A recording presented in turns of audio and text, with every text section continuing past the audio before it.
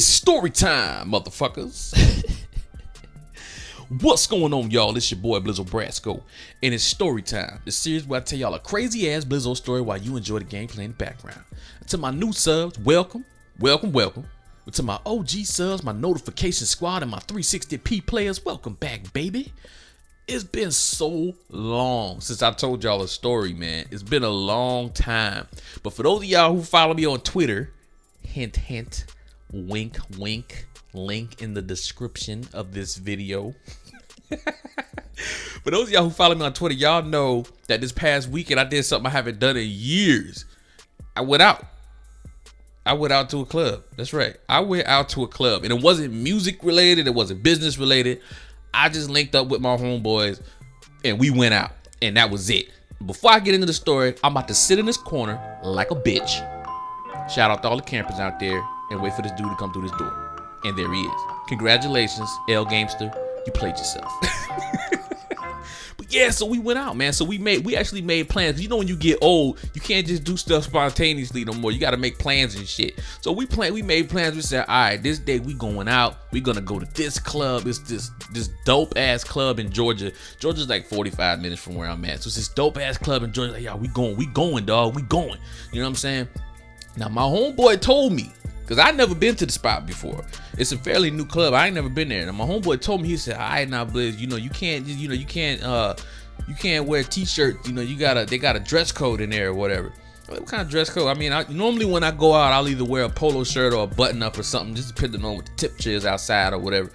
But I was like, all right, cool. Ain't no thing. I don't wear t-shirts in the club anyway. That's some hood shit right there. I don't do that. So, you know, I put on a nice little polo shirt and some Timbs and some Levi jeans. I was semi-casual doing the damn thing. You know, I let the guns hang out. You know, I had just hit the gym earlier that day, so I was had a nice little swole pump going on in my arm and shit. You know what I'm saying?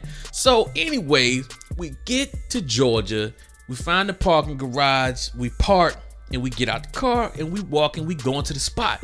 So I'm all excited, man, because I'm like, yo, I haven't been out and had a good time in so long. It's crazy. Because normally over the past few years, normally look at this fool, he's swimming up under the bridge and shit. Where you going? Why are you even swimming under this bridge? The water's dirty, man. And as I'm swimming in the water right now, I'm talking about the water being dirty.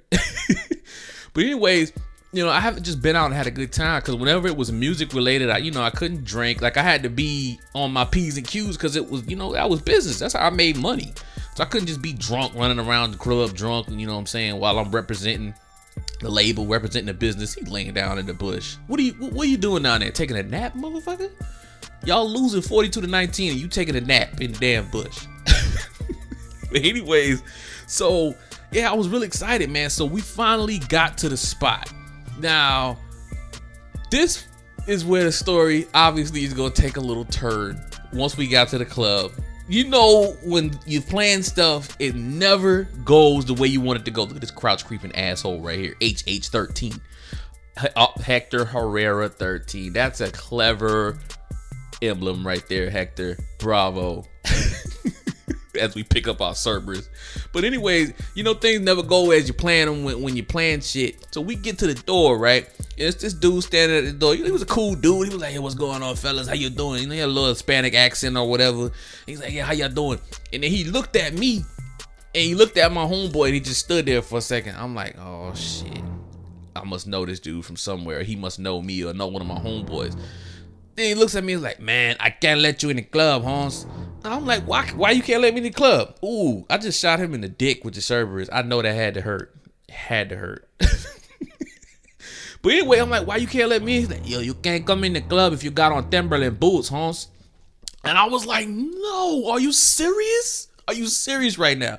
I was like, bruh, there's no way you can let me in the club right now. I mean, I'm saying I'll put my jeans over the boot. Like, no, you cannot come in here if you have Timberland boots, man.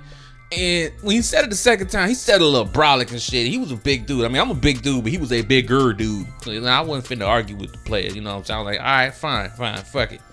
So we walked off, man, and I felt horrible, because I was just like, man, between me and my other homeboy, we kind of prevented us from being able to get in the club, all because we wanted to wear Timberland boots and shit. And anyway, there was another spot down the road that I'd never been to before. And my homeboy was like, well, we can go here. They'll let you in here with Tim's on or whatever. So we went to this spot instead. Now this spot was it's more of a bar, like a rooftop bar, but they turn it into a club on Friday and Saturday nights. So we went there instead. Man, when I tell y'all I had a good ass time, man. I was getting my drink on. I was flirting with the snow bunnies. I mean, it was a nice little mixed crowd up in there, man. I was flirting with the snow bunnies, and everything was going good until my homeboys decided they wanted to move from one side of the club to the other. Yeah, we get to the other side of the club, and there was this big Rasputia, just large and in charge chick in the corner that we moved to. Damn. And for the rest of the night, no females would fuck with us because they thought that big bitch was our bodyguard or something. Every time a female came over, she was mean mug. I mean, she was big too, son. She was big, like bowling ball big. And every time a female would come in the corner, she would mean mug. I'm like, nah, these niggas, they with me, nah. So I was just like, oh man, she is just killing the vibe right now. She's killing the vibe, you know what I'm saying? But I still had a good time, man. But when we left the club, you know what I'm saying? I'm like, yo, I'm hungry, I'm ready to go. And the big chick looked at me and she was like, you ain't finna split up the crew, motherfucker. Where you think you going? Y'all going to get food? We going to get food. So luckily, my homeboy Rod was like, he's from New York, so he's this little slick talking motherfucker. He talked us out of having to go get pizza with the big bitch and her friend. So we ended up going to the Waffle House, man. And I don't know, somewhere in the midst of going to Waffle House and walking back to the car, I lost my damn license. So yeah, if there's any police officers watching this right now, I am currently riding around without my license. I know my license number, but I don't got no damn license. But all in all, I had a good time, man. I can't wait to do it again. But as you see, we finished up 27-1. We only had one death, man. This was a good gameplay right here. I picked up somebody's HVK and went ham with that bitch. But if y'all enjoyed this story, man, and you want to hear more, make sure you leave a like, comment below, and I'm going to see y'all in the next one. And I'm out this motherfucker. Peace. Damn, fire break looking fat as hell. What the hell? Firebreak, you been eating some Twinkies and donuts and shit since the last time I played Black Ops 3? I'm out, y'all. Peace.